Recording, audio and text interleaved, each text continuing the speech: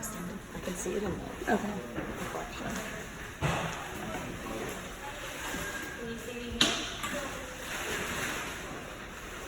I think so. Yeah. Oh, yes. Yeah.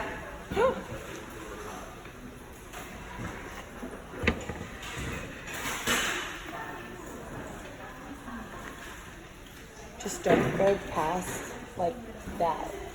Yeah. Yeah. All right, we're ready? Okay, so we're just going to go over some objectives that we talked about yesterday. The learning objectives for polishing are to discuss the concept of selective polishing, discuss the effects of polishing on the tooth structure, discuss contraindications for polishing, define procedures and indications for stain removal, explain the must-haves for the polishing procedure, and to identify characteristics of correct technique in using a prophylaxis angle.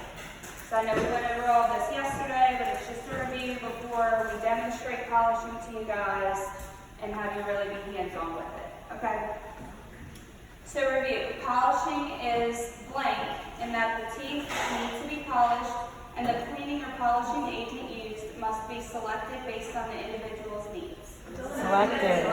That's right. The removal of stains is for aesthetic, not for therapeutic or health reasons, and polishing has always been done and it's expected. Selective polishing. Professional judgment based on a patient's needs and requests determines when a service is to be included in a dental hygiene care plan, and if services are warranted, they will be selected.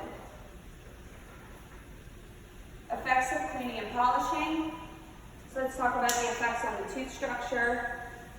Polishing with coarse abrasive prophylaxis paste may remove as much as 4 micrometers of the outer enamel.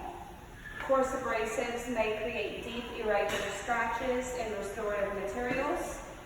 And you want to make sure that you're minimizing the heat production by applying light, steady pressure, using a slow motion instrument, and make sure to have the moisture mixed with the abrasive agent, so you don't want it to be too dry in there.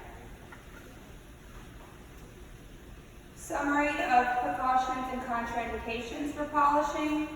So, if a patient has no unsightly stain, will we polish that area? No. Patients at high risk for dental caries, we will not polish that area. Patients with respiratory problems, exposed cementum or dentin, why don't we want to polish those? It's soft. Yep, they're soft, they're weaker.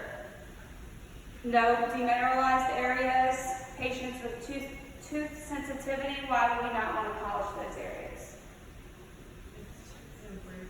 Right, it's abrasive, so it's going to stop it's going to damage those tubules and make them more sensitive.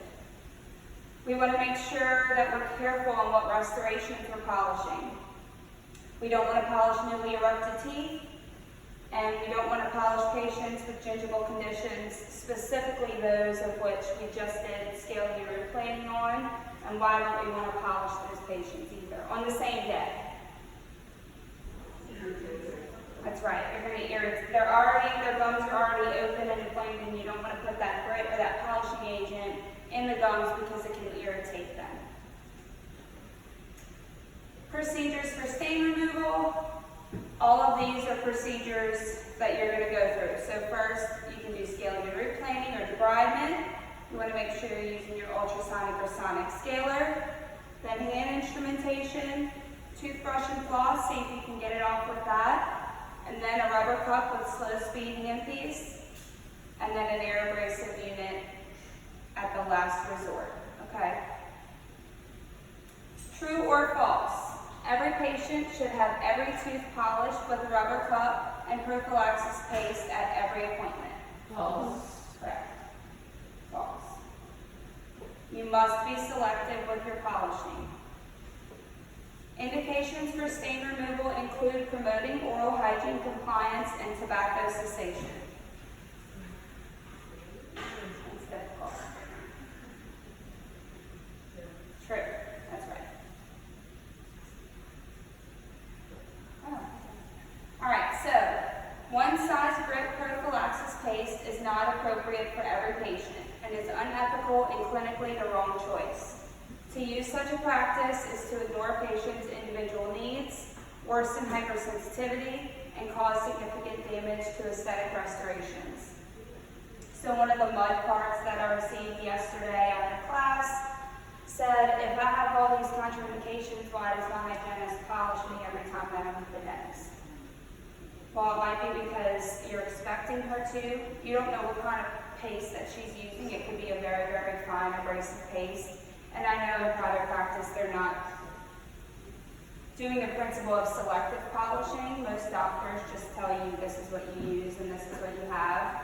But you have the right to be an ethical dental hygienist and go out there and say, I don't need to do it this way. I want to have this paste, or I'm going to use toothpaste on this area because I know that it's what's best for my patient. So just know that you can go out in the real world and in practice and make a difference to your patients by being ethical. Okay, so it's your professional judgment. Polishing procedure must-haves. You want to make sure you have a modified pen grasp, firm finger rest in the same arch. So I know in the PowerPoint it said you can do an extraoral fulcrum, but that'll be for more advanced instrumentation later on. For now, we want to stay within that same arch. It can be a wide fulcrum, so you can fulcrum on an anterior tooth, or if you're polishing a posterior tooth, but you want to make sure you're staying in that same arch. Use the slowest speed, adjust RPM as necessary, apply steady pressure to the rheostat with your foot, and the goal is to have an even, steady, slow speed. So remember the cat making biscuits. That's how you want to kind of do the pats and sweeps, okay? So you never want to hold it on there full throttle. Applying the rubber cup, you want to fill the rubber cup with the polishing agent, and we will demonstrate this to each of y'all in small groups. Distribute the agent over tooth surfaces to be polished before activating. Establish that finger rest, and bring cup almost in contact to the tooth before starting. And then you kind of want to press on the rheostat and get the rotary going before you apply it to the tooth, just to make sure, because, I mean, it just takes practice. You can press it a little bit and it goes really fast. You want to make sure it's going before you apply it to that tooth.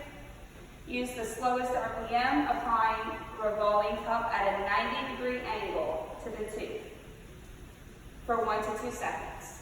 Use a light pressure so that the edges of the rubber cup flare slightly underneath the gingival margin and onto the proximal surfaces. So I know we went over this in the doc plan yesterday, and it was kind of hard for some of y'all to see it flaring, but once it's moving, it'll be easier. You will not have to press it down as hard to make the cup flare underneath those margins. You want to be very, very gentle with that. You want to start with the most distal surface of the most posterior tooth of a quadrant and move toward the anterior. I know that sentence has a lot of mumble jumble in it, but basically, if you're doing quad 1, you want to start with tooth 1, all the way on the distal buccal line angle, and then you want to move forward. For each tooth, work from the what third to the what third? Gingival third. That's right. Gingival third to the incisal third. The sequence, molars should have approximately 9 pats or sweeps of motion. Premolars and anterior teeth should have approximately 6 pats or sweeps of motion. And you don't want to be consumed with the amount of pats, but just make sure that you're applying the cup to the whole tooth, and do not forget to flare the cup into the interproximal spaces, which we'll go over today also. So we're going to practice in a little bit. The teachers will demo first in small groups, but what you will need and everything I have up here, well, you have your safety glasses, gloves. I do have masks for y'all.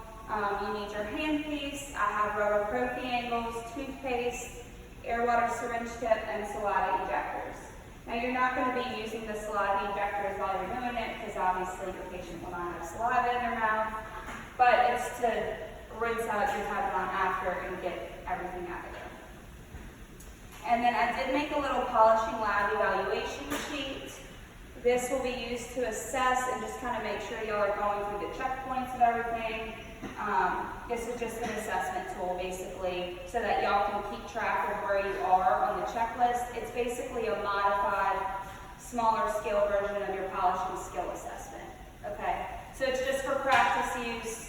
will not be graded on this, but it's just to have a checklist for you guys, okay?